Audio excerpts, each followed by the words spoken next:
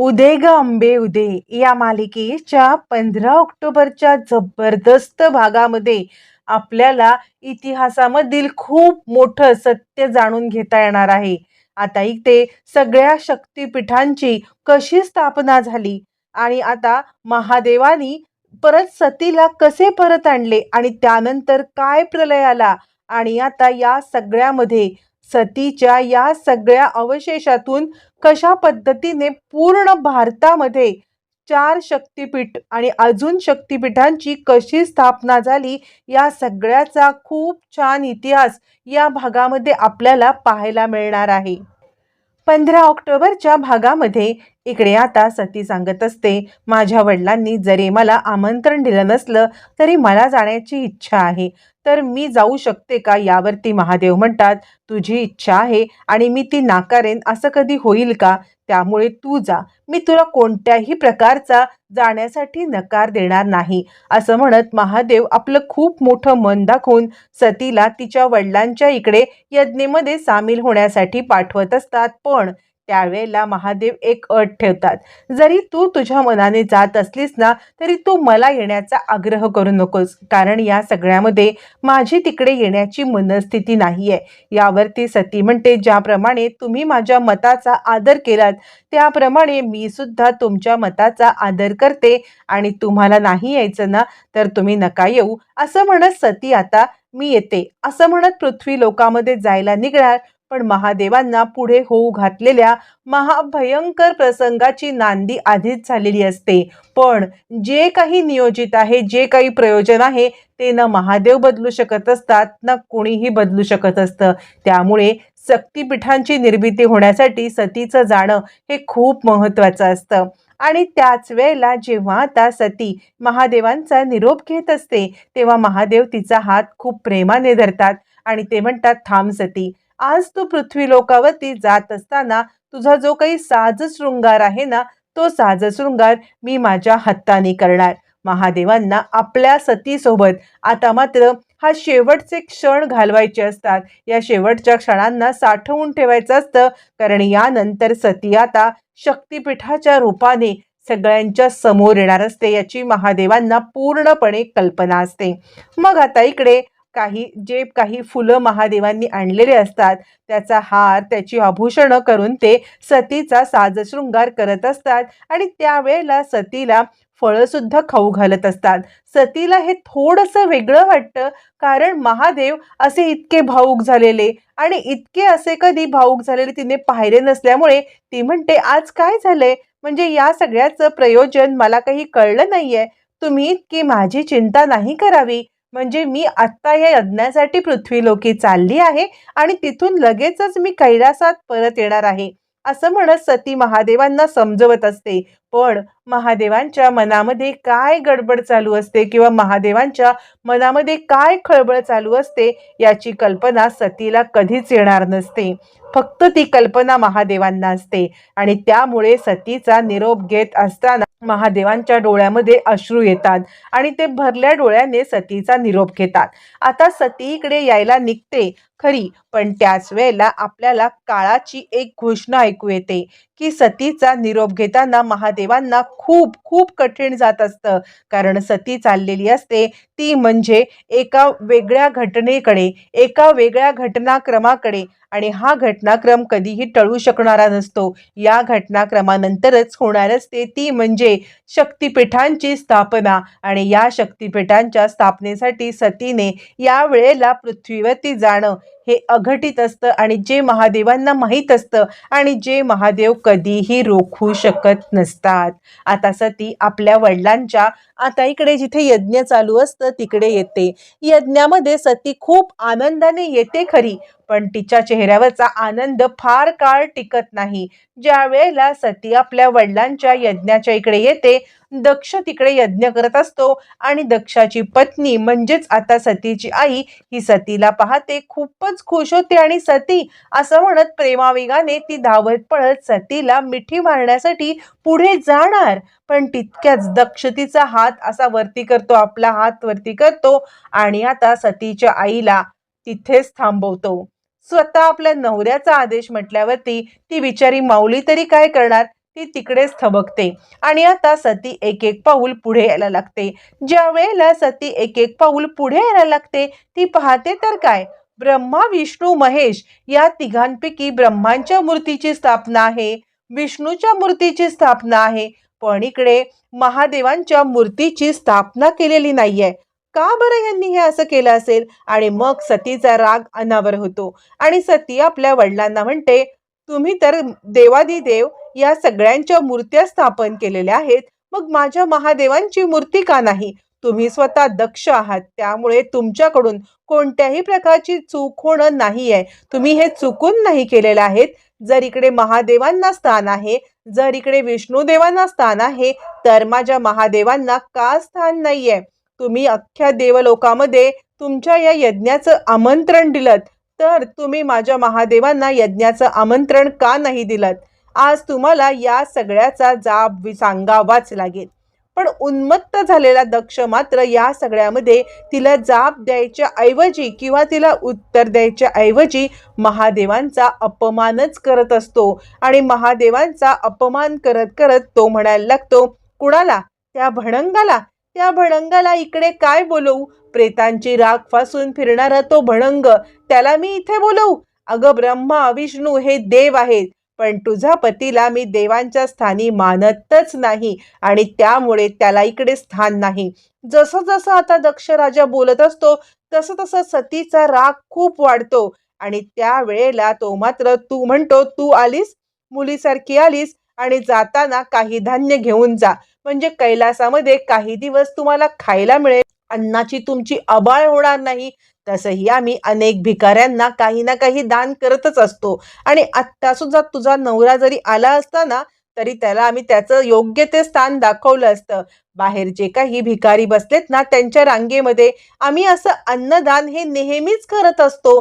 त्यामुळे तुझा नवरा आला असता तरी सुद्धा त्याला त्याच्या याच्यानुसार बरोबर जागा दाखवली गेली असती. असं म्हणत शब्दावरती शब्द शब्दावरती शब्द बोलत आता इकडे दक्ष राजा चुकांवरती चुका चुकांवरती चुका करत असतो आणि सतीचं डोकं पूर्णपणे फिरतं. सती खूप चिडते, सतीचा राग अनावर्ती होतो, सतीला क्रोध येतो. क्रोधाच्या याच्यामध्ये सती आपल्या सगळ्या शक्तींचा वापर करत आपल्या हातामध्ये एक आगीचा तप्त गोळा आणते आणि हा पूर्ण पूर्ण जो मंडप असतो तो उद्ध्वस्त करायला निघते. सतीचं हे रौद्ररूप पाहून तिकडे असलेली सगळी मंडळी खूप घाबरतात. सगळी मंडळी घाबरतात आणि आता सतीला खूप घाबरून ते एका बाजूला जायला लागतात. सती खूप चिडते आणि एक एक करत आता मात्र इकडे सती तो गोळा फेकणार. तिकडे महादेवांना ही गोष्ट लक्षात येते. ज्या वेळेला महादेवांना गोष्ट ही लक्षात येते त्यावेळेला महादेव एकच आवाज देतात, सती सती. सतीच्या कानावरती तो आवाज पडतो आणि सती शांत होते. शांत झालेली सती तरी सुद्धा आतल्या तिच्या आगीचा क्रोध शांत झालेला नसतो. मग ती म्हणते की आज तुम्ही माझ्या महादेवांचा अपमान केलात. हा अपमान एक बायको म्हणून मी कधीही सहन करणार नाही. आत्ताच्या आत्ता हा सगळा मंडप आणि तुमचं हे सगळं साम्राज्य मी उद्ध्वस्त केलं असतं, पण कन्येच्या मर्यादा मला आड आल्या. मला जरी कन्येच्या मर्यादा आड आल्या असल्या तरी तुम्ही वडील म्हणून चुकलात आणि वडील म्हणून चुकून तुम्ही त्याची माफी न मागता माझ्या महादेवांचा अपमान केलात. मी कन्या म्हणून हतबल असले, मी काहीही करू शकत नसले आणि मी जर माझ्या महादेवांचा अपमान हा असाच सहन करत राहिले किंवा माझे महादेवांचा अपमान तुम्ही केलात आणि मी काहीच केलं नाही, तर एक पत्नी म्हणून मी पूर्णपणे या सगळ्यामध्ये हतबल होईल आणि मी असं हतबलता स्वीकारणार नाही. माझ्या महादेवांचा अपमान झाल्याची क्रोधाची अग्नी माझ्यामध्ये धगधगत आहे आणि याच अग्नीचा हे करण्यासाठी मी माझं हे शरीर त्याग करत आहे. असं म्हणत सती आता खूप रागात असते आणि ती स्वतःला तिथे असलेल्या अग्निकुंडामध्ये झोकून देते आणि क्षणात क्षणात सती आता मात्र त्या अग्निकुंडामध्ये जाते. अग्निकुंडात विलीन झालेल्या सतीला पाहून सतीच्या आईला खूप त्रास होतो, ती रडायला लागते. इकडे दक्ष राजाला पण त्रास होतो. तिकडे आता महादेवादिदेव महाराज यांना सुद्धा म्हणजे महादेवांना सुद्धा आता खूप त्रास होतो आणि आता ते सुद्धा याच्यामध्ये आपला तिसरा डोळा उघडतात. रागाने चिडलेले महादेव सतीने ज्या वेळेला चितेमध्ये उडी घेतली त्यावेळेला तिसरा डोळा उघडतात आणि खूप मोठा तांडव होतो आणि इकडे दक्ष राजा सुद्धा हादरतो. म्हणजे आपली मुलगी आपल्या डोळ्यासमोर आता इकडे अग्निकुंडामध्ये उडी घेत आहे आणि आपण काहीच करू शकत नाही, किंबहुना आपणच या सगळ्याला जबाबदार आहोत. दक्ष राजा कुठेतरी हादरतो आणि या सगळ्यामध्ये दक्ष राजा आता मात्र एकदम हतबल होऊन तिकडे बसून राहतो. पण महादेवांनी तिसरा डोळा उघडलेला असतो. तिसरा डोळा उघडल्यावरती ते जोरात ओरडतात, वीरभद्र. आणि आपलंच रूप असलेल्या वीरभद्राला आता इकडे महादेवांनी बोलवलेलं असतं. वीरभद्र समोर आल्यावरती आता मात्र महादेव त्याला आज्ञा देतात. काहीही झालं तरी दक्ष राजाचा हा जो यज्ञ मांडलेला आहे तिकडे जायचं आणि सगळं नष्ट करून टाकायचं. कुणाचाही साधा वंशज सुद्धा राहिला नाही पाहिजे. सगळं नेस्तनाबूत करून टाक आणि मागे राहील ते म्हणजे फक्त आणि फक्त मागे राहणारी राख असणार आहे. ती असणार प्रेतांची राख. याच्या उपर मागे कोणतीही गोष्ट राहायला नको असं म्हणत इकडे आता खूप मोठा आकांतांडव करत इकडे महादेवांनी वीरभद्राला त्या यज्ञामध्ये पाठवलेलं असतं. महादेवांची आज्ञा शिरसावंद मानून वीरभद्र आता मात्र इकडे दक्ष राजाच्या इथे येत असतो. इकडे महादेवांनी सांगितलेलं असतं सगळा नाश झाला पाहिजे.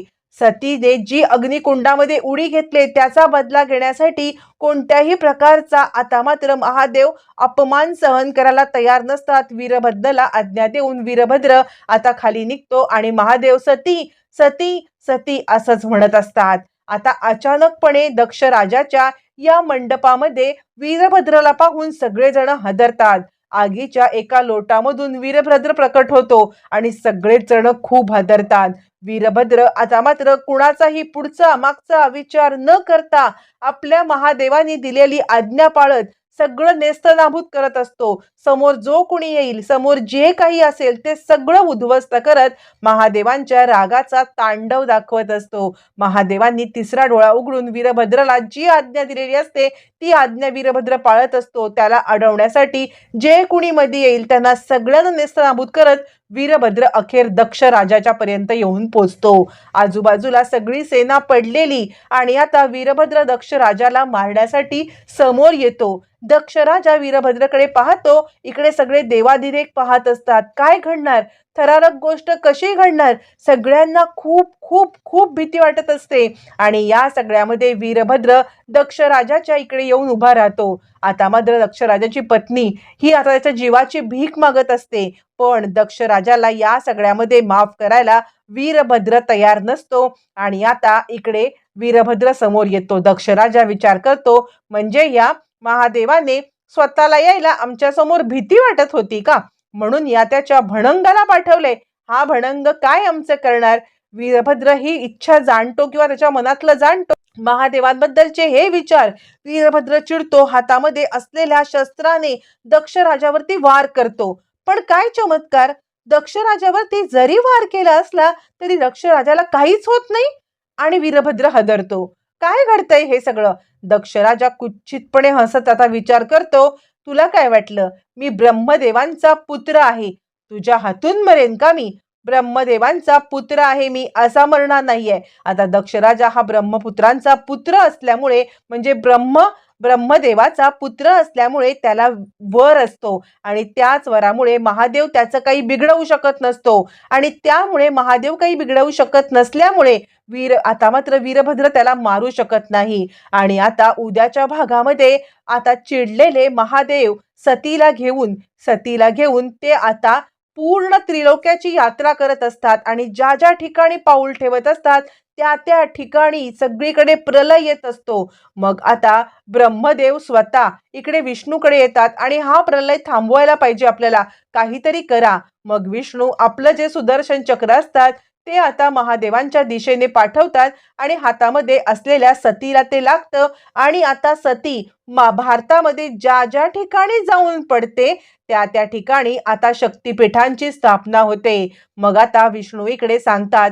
ते बघा महादेव म्हणजे सतीचं जे प्रयोजन होतं ना, सती या सप्तशृंगीची वणी आणि आता इकडे त्याचप्रमाणे रेणुका माता तुळजापूरची तुळजाभवानी, कोल्हापूरची अंबाबाई या सगळ्या शक्तिपीठामध्ये विलीन झालेली आहे.